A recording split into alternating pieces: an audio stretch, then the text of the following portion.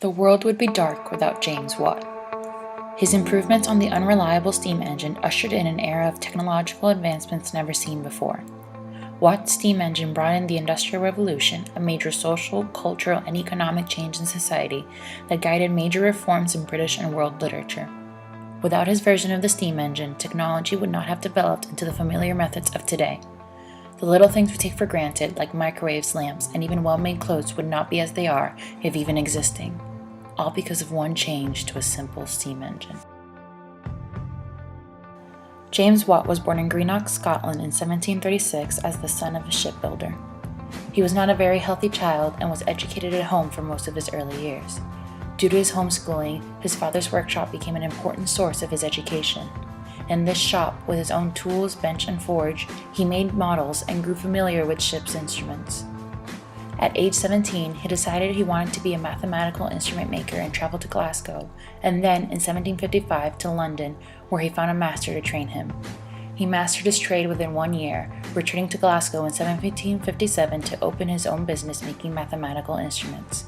It was while working in this shop that he made a change that would mark the world forever. James Watt was working in his workshop when he was brought a broken model of a Newcomen steam engine in 1764.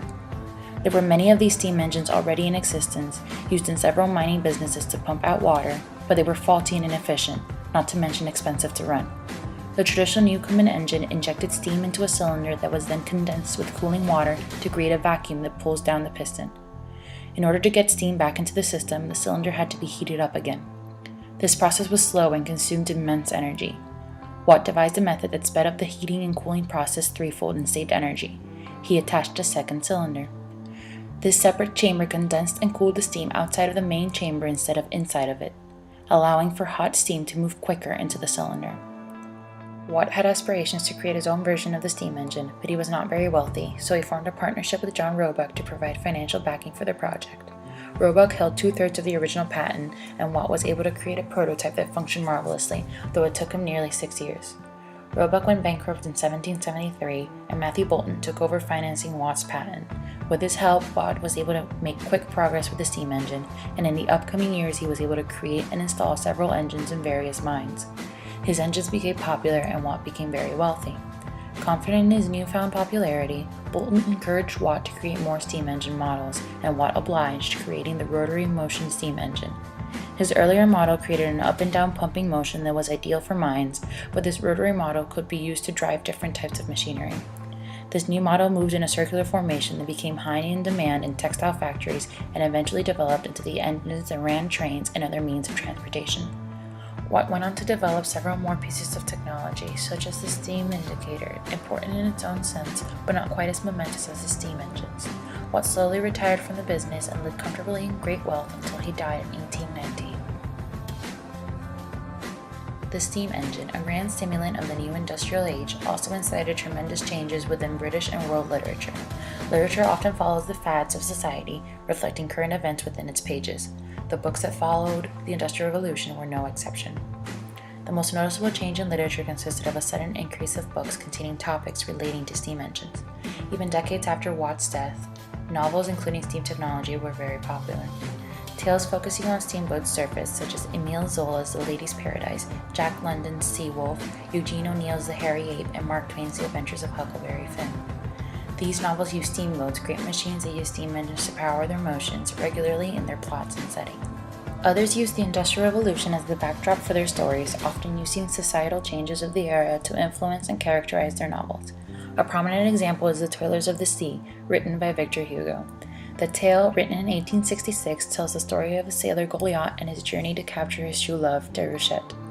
Hugo capitalizes on the recent integration of steam engines and ships to create an obstacle for Goliath. The only way for him to be with Déruchette is to find her uncle's lost ship's steam engines. He is the only sailor willing to embark on the task, as all the other sailors were against steam engines to begin with.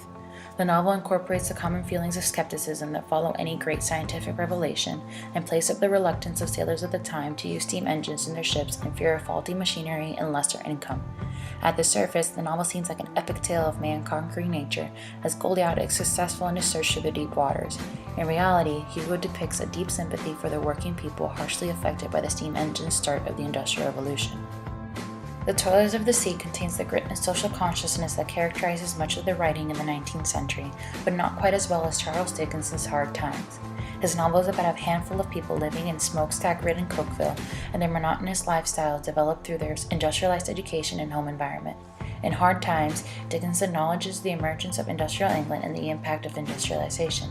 He did not try to provide a description of society with factories and life in industrial cities like some of his fellow authors. He instead focused on the scientific society that created the Industrial Revolution and its effects on domestic life. He addressed the social issues of the time in a gutsier and more straightforward manner than the authors of the century before his writing. James Watt's steam engines changed the world. They gave almost unlimited power to mines, factories, and modes of transportation. His inventions gave the power that allowed for electricity and fueled the industrialization of Britain and then the world. His scientific advances not only incited great transformation in technology, but also in literature, as Watt's substantial contribution to the Industrial Revolution changed the ways of literature for many years that followed.